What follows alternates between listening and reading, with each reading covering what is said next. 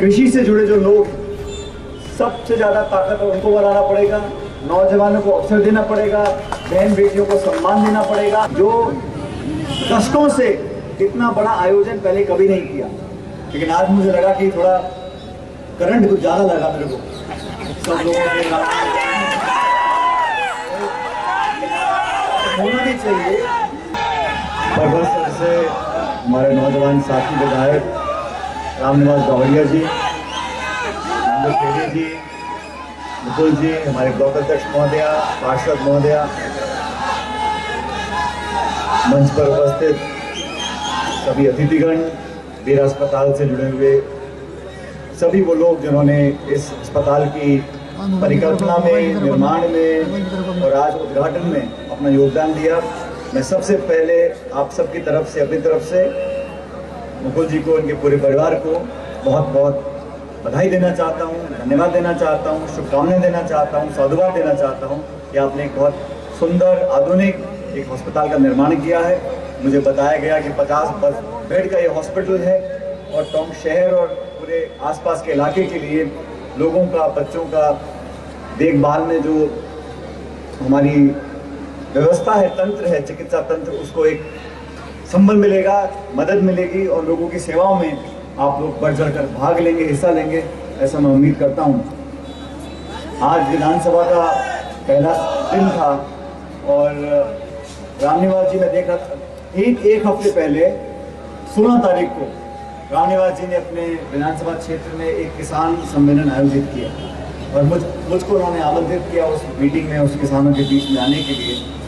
तो मैं उनके विधानसभा क्षेत्र गया था और आज संयोग एक विधानसभा में बैठे थे, वहाँ से मैं टोंक आ रहा था, तो रामनिवास जी में दोनों आए हैं। तो आज ये मेरे ख्याल मेरे साथ पहली बार मेरे विधानसभा क्षेत्र में आए हैं, तो मैं आपका भी धन्यवाद करना चाहता हूँ और आपसे स्वागत करना चाहता हूँ। आज मैं सब लोगों को देख रहा था, अक्सर मैं आना जाना रहता है, लेकिन आज मुझे लगा कि थोड़ा करंट कुछ ज़्यादा लगा मेरे को सब लोगों के होना भी चाहिए क्योंकि ये हमारे पूर्व विधायक महोदय यहाँ पर नहीं है, ये राजनीति का मंच भी नहीं है, लेकिन क्योंकि अपनों के बीच में आया हूँ और आप सबका लाइसेंस लेकर ही मैं वहाँ जयपुर में जाकर अपनी बात कहता और बताता हूँ, इसलिए आपके बीच में आया हूँ। और सही बात है कि आज से ठीक 10 महीने के बाद राजस्थान में दोबारा चुनाव होंगे, एक नई सरकार का आपको चयन करना है और मेरी कोशिश रही है कि हम लोग, अब समय कम बचा है, तो जो हमारे पार्टी का जो एक उद्देश्य है, हम लोगों का जो उद्देश्य है, उसको जन जन तक पहुँचाएँ और नौजवान साथी, किसान लोग, महिलाएँ, बुजुर्ग, सब लोगों को जोड़ने का काम करें। और मुझे अवसर मिला पिछले कुछ 8-10 दिनों में राजस्थान के अलग अलग जिलों में मैं गया हूँ, किसानों को संबोधित किया है, किसानों को संगठित करने की मैंने बात की है। यहाँ जितने भी लोग बैठे हैं, हम सब जानते हैं कि किसी जिले, प्रदेश या देश की अगर बढ़ोतरी करनी है तो कृषि से जुड़े जो लोग हैं सबसे ज़्यादा ताकत उनको बनाना पड़ेगा, नौजवानों को अवसर देना पड़ेगा, बहन बेटियों को सम्मान देना पड़ेगा और इस रूप में अगर हम आगे लेकर बढ़ेंगे तभी एक बेहतर राजस्थान का, बेहतर हिंदुस्तान का निर्माण हम लोग कर सकते हैं। किसानों को, नौजवानों को मैंने हर जगह जाकर प्रेरित किया, संगठित किया, जागरूक किया। हमारी मांगे क्या होनी चाहिए, हमें जब तक हम लोग संगठित जागरूक नहीं होंगे तब तक हम सामूहिक रूप से अपनी बातों को मजबूती से नहीं रख पाएंगे। और लोकतंत्र में, प्रजातंत्र में जनता की आवाज़ बहुत महत्वपूर्ण होती है और ये बात बिल्कुल ठीक है कि जनमानस में, गांव में, ढाणियों में, कस्बों में, शहरों के अंदर अलग अलग बसावट है, इतना बड़ा है। राजस्थान हिंदुस्तान का भौगोलिक दृष्टि से सबसे बड़ा राज्य है। जनसंख्या के आधार पर तो उत्तर प्रदेश बड़ा है, लेकिन क्षेत्रफल के आधार पर राजस्थान सबसे बड़ा राज्य है इस देश का। और मैं मानता हूं कि प्रजातंत्र में, लोकतंत्र में सबसे बड़ी आवाज जो होती है जनता की होती है और जनता की आवाज, क्या शब्द है वो, खलक की आवाज, वो बहुत महत्वपूर्ण है। उसको सुनना बहुत जरूरी है। लोग क्या कह रहे हैं, क्या सुन रहे हैं, क्या सोच रहे हैं, क्या बोल रहे हैं, जनता की बात सुनकर उसके अनुरूप काम करना, यही मैं समझता हूँ सभी सरकारों का, सभी नेताओं का, सभी विचारधाराओं का ध्येय होना चाहिए।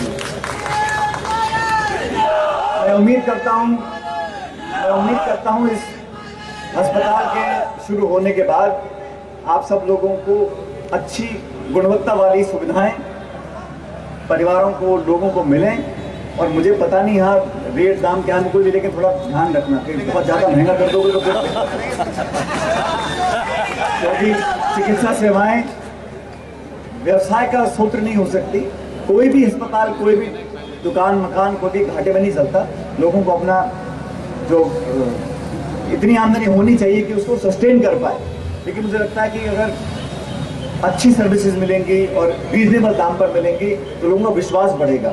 और मुझे लगता है कि लोगों का विश्वास जीतना सबसे महत्वपूर्ण है। चाहे कोई अस्पताल है, कोई संस्था है, कोई नेता है, जो भी है, लोगों का मन जीतना, विश्वास जीतना, अपनी क्रेडिबिलिटी को बनाए रखना, ये बड़ा महत्वपूर्ण है। और मुझे पूरा विश्वास है कि एक नई शुरुआत यहाँ पर होगी। चिकित्सा के क्षेत्र में आप सब लोगों के बीच में समय समय पर आने का मौका मिलता है। और जैसा मैंने कहा, राजस्थान के चुनाव दूर नहीं है। मेरी कोशिश है कि जो हम लोगों को संदेश राहुल जी का, खड़गे साहब का, प्रियंका जी का है, हमारी पार्टी का, वो संदेश को गांव-गांव तक पहुंचाएं। और हम लोगों ने शुरुआत करी है 26 तारीख से साथियों, जो दशकों से इतना बड़ा आयोजन पहले कभी नहीं किया। लोगों को जोड़ने का, हाथ से हाथ जोड़ने का अभियान, घर घर, गांव-गांव, मकान मकान, पंचायत, ढाणियों में जाकर लोगों को जोड़ना, प्रेरित करना। और मुझे लगता है कि हम सामूहिक रूप से अगर मेहनत करेंगे, और जनता भी सब देखती है, आज जो चुनौतियां हमारे सामने हैं किसको नहीं मालूम है। आज महंगाई से लोग परेशान हैं, बेरोजगारी से परेशान हैं, जो धंधे चौपट हो गए, जो मध्यम वर्ग में रहने वाले लोग हैं, जो छोटी दुकान चलाते हैं, जो छोटे उद्योग चलाते हैं, उनको किन कठिनाइयों का सामना करना पड़ रहा है हम सब जानते हैं। तो अर्थव्यवस्था में चुनौती आ गई, भारत देश पर लगातार कर्ज बढ़ रहा है, आपस में एक ऐसा माहौल बन गया है, एक द्वेष का माहौल, एक टकराव का माहौल। उसके खिलाफ हम सबको एकजुट होना चाहिए, क्योंकि जब टकराव होगा, मनमुटाव होगा, प्रतिशोध की भावना होगी, तो सरलता से, प्रेम से, प्यार से, भाईचारे से हम आगे नहीं बढ़ सकते। और इतना बड़ा ये मुल्क है, इतना बड़ा देश है, इसमें लोगों को आपस में भ्रमित कर देना या टकराव करा देना या झगड़ा करा देना बड़ा आसान है। लेकिन लोगों की बातों को सुनकर, संयोजित कर उनको साथ लेकर चलना, उनको प्यार मोहब्बत से, भाईचारे से उनसे बात कर आगे बढ़ना, ये चुनौतीपूर्ण कार्य है। नौजवान पीढ़ी से मैं कहना चाहता हूँ, ये प्रदेश और देश आप लोगों का है। सबसे नौजवान देश हिंदुस्तान, सबसे नौजवान प्रदेश राजस्थान। भविष्य राजस्थान का नौजवानों का अच्छा हो, बेहतर हो, आने वाली पीढ़ी पर हम गर्व कर सकें, शिक्षित हों, रोजगार उनका लगे, अच्छा संस्कार उनके अंदर हम दे सकें, ये हम सबकी चुनौती है। और जो आज हमारे नौजवान बच्चे, लड़कियां लड़के हैं, 18, 20, 22, 23, 25, 26 साल के बच्चे, लड़के लड़कियां हैं, जो शिक्षित हैं, इतनी मेहनत करके उन्होंने शिक्षा प्राप्त की है, उनको अच्छे रोजगार के अवसर हम दिला पाएं, ये हमारी कोशिश होनी चाहिए। और हमारे परिवारों के सपने तब पूरे होंगे जब हमारे बच्चे, पोते, भाई बहन मिलकर एक बेहतर जीवन अपने लिए अर्जित कर सकें। इस दिशा में हम लोगों को मिलकर काम करना होगा। आप लोगों ने हमेशा मुझको बहुत प्यार दिया, 4 साल हो गए हैं, हमने भी कोशिश करी कि क्षेत्र में, इलाके में, जिले में जितना हो सके उतना आपके बीच में विकास के काम हो, आपकी ज़रूरतों को पूरा किया जाए, और जो भी छोटी मोटी कमियां रहती हैं इसको पूरा करने की कोशिश करते हैं। आने वाला समय, आने वाला भविष्य मंगलमय हो, आप पर प्रभु की असीम कृपा बनी रहे, आप लोगों का आशीर्वाद हम पर बना रहे, और हम और आप एक परिवार की तरह आगे बढ़ते रहें, यही मैं परमपिता परमेश्वर से कामना करता हूँ। आपने हमेशा की तरह आज भी बहुत हुजूम में आप लोग यहाँ पर उपस्थित हुए, बहुत स्वागत सम्मान किया। मैं सभी की तरफ से आपका धन्यवाद करना चाहता हूँ, और उम्मीद करता हूँ कि ये स्नेह और ये प्यार हमेशा बना रहेगा। बहुत बहुत धन्यवाद। जय हिंद, राम राम साहब।